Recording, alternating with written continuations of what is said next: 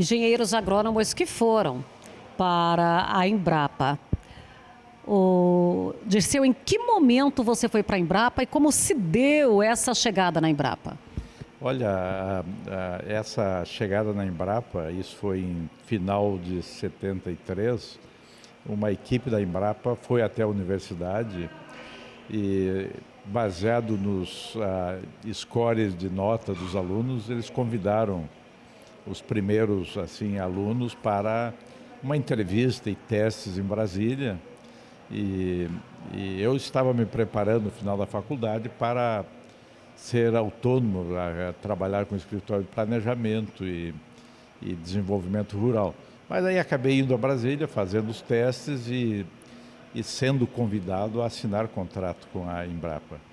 E como a Embrapa na ocasião tinha uma marca muito forte, era uma empresa muito importante. Assim como hoje também tem essa marca, né? Assim como hoje tem, mas eu acho que naquele início era ainda muito mais forte, que era uma empresa em implantação. Aí nós acabamos assinando o contrato, então me formei em dezembro e em 18 de janeiro de 74 já estava iniciando as atividades em Sete Lagoas, Minas Gerais. E aí ficamos um ano lá e em seguida fomos selecionados para fazer o mestrado e fui a Porto Alegre, fiz no Brasil. E depois de Porto Alegre, lotado em Concórdia, Santa Catarina, para implantar o Centro Nacional de Suínos e Aves. Bom, daqui a pouquinho nós vamos falar de suínos e aves, porque ele é o mestre nessa área.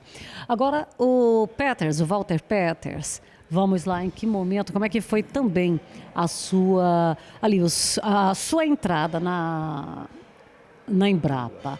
Porque a formatura foi 15 de dezembro, esse aqui com 33 dias, ele estava lá trabalhando.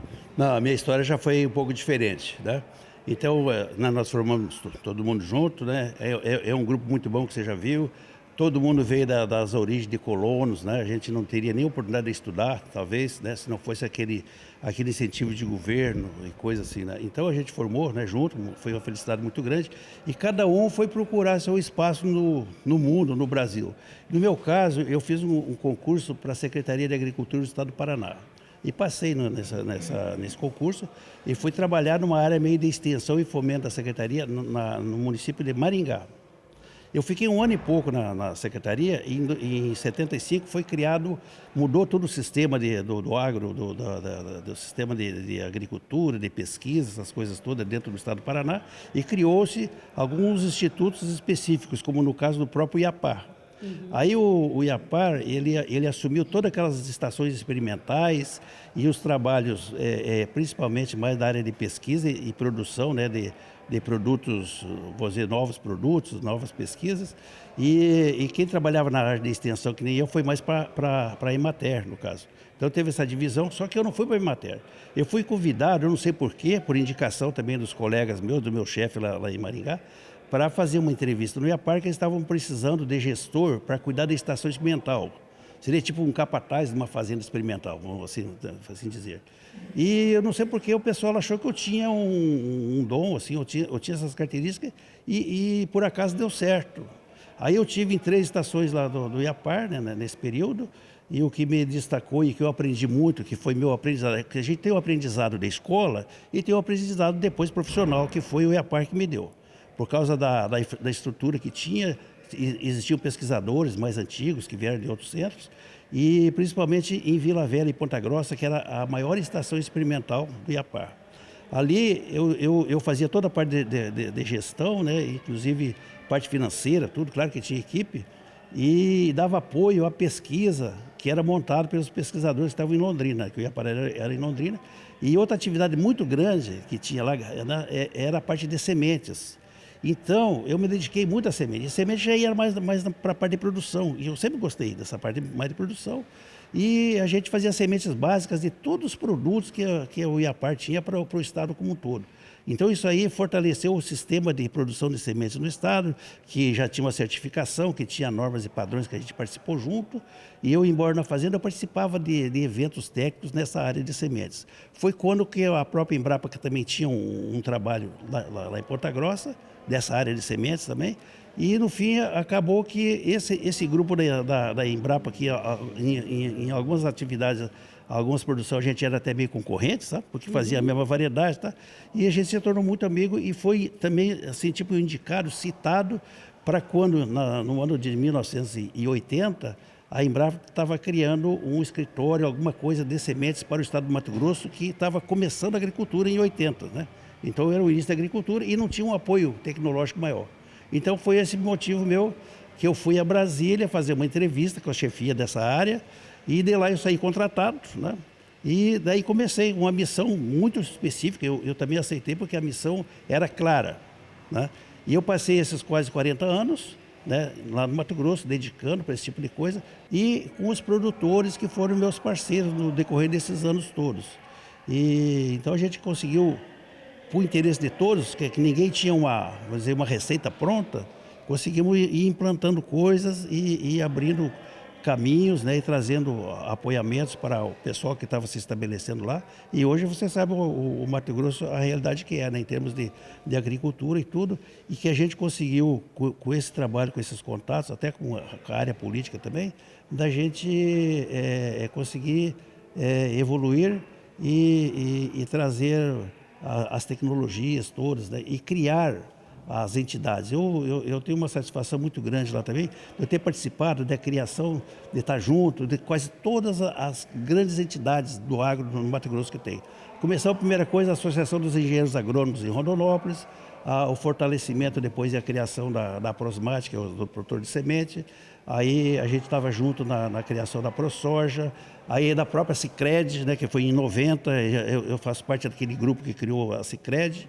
E depois, ultimamente, inclusive que eu me envolvi já depois de aposentado, que eu aposentei em 19, foi a criação do Instituto Soja Livre, que eu fiz parte da diretoria também, que é um instituto que cuida da soja convencional, para não deixar morrer a soja convencional, que precisa não ser só transgênico. Existe mercado para isso também, uma série de coisas. Então essa foi uma das últimas atividades minhas. E o que me satisfaz muito é que esse ambiente que a gente trabalhou esse tempo todo, que tem muitas dificuldades, mas o reconhecimento, né, que a gente teve. Eu tive muitas homenagens lá, que eu acho que nem merecia. Inclusive até cidadão mato-grossense, eu tenho o título engenheiro agrônomo lá do ano, essa coisa, e um título também nacional de mérito agronômico, né, dado pelo sistema CREA-CONF, aí, que é o sistema nacional. Então eu acho que eu cumpri minha missão, inclusive hoje eu não estou nem morando efetivamente em Rondonópolis, mas eu tenho meus laços lá, inclusive meus netos, né?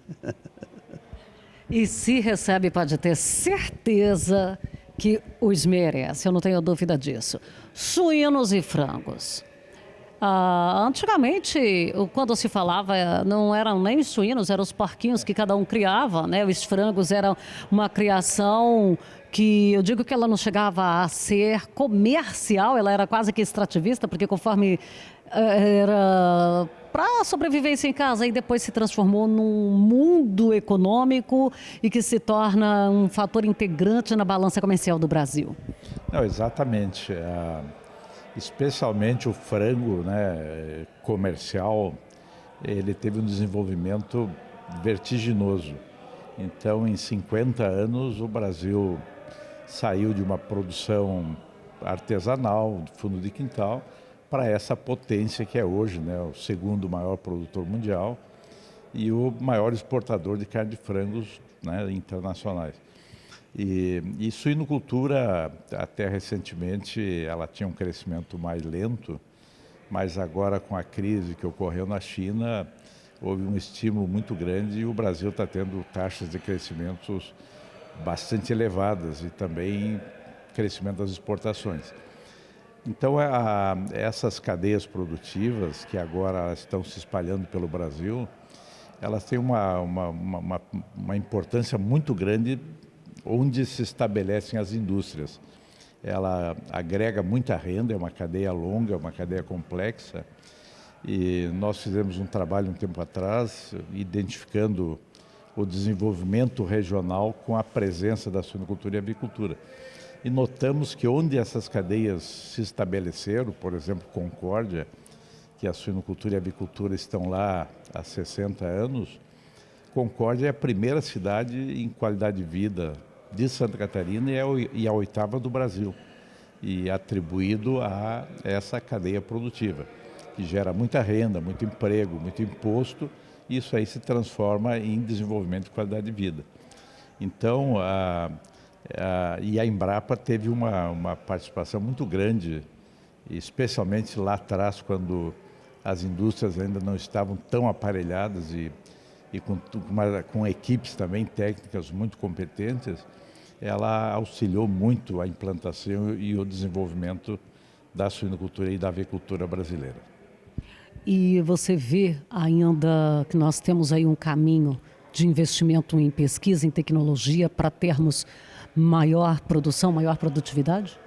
Olha, a questão da suinocultura e da avicultura, inclusive na Embrapa, ela sempre é muito discutida, porque as empresas privadas que desenvolvem um sistema de integração, onde ela coordena as atividades nas propriedades, elas começaram também a formar equipes muito competentes e que construir laboratórios para manter a qualidade de seus produtos. Isso aí, então, tira um pouco do espaço da Embrapa. A Embrapa precisa agora, talvez, pegar pontos mais específicos, não tanto quanto no passado, que se desenvolviam sistemas completos de produção, mas talvez agora nessa questão ambiental, dos resíduos, da sustentabilidade e na questão das doenças e das prevenções de barreiras técnicas. Então, é um outro tipo de profissional e um outro tipo de pesquisa. Mas ainda existe um espaço e um papel muito importante para a Embrapa no desenvolvimento dessas cadeias produtivas. Bom, então eu acho que aqui ficou um fator muito importante que foi colocado pelo Talamini, que é a questão da qualidade de vida. Porque nós já vimos em algumas discussões dizer que não queria as granjas no município porque ia tirar a qualidade de vida. Então, Concórdia, que lá atrás, quando ainda a tecnologia não era como a de hoje, ela já implantou, já trabalhou para que tudo viesse a ocorrer, tem essa qualidade de vida exemplar. Então o negócio não é a cultura ou a atividade, é como se faz. Então se você vai implantar com organização, com decência, pode fazê-la que vai dar certo.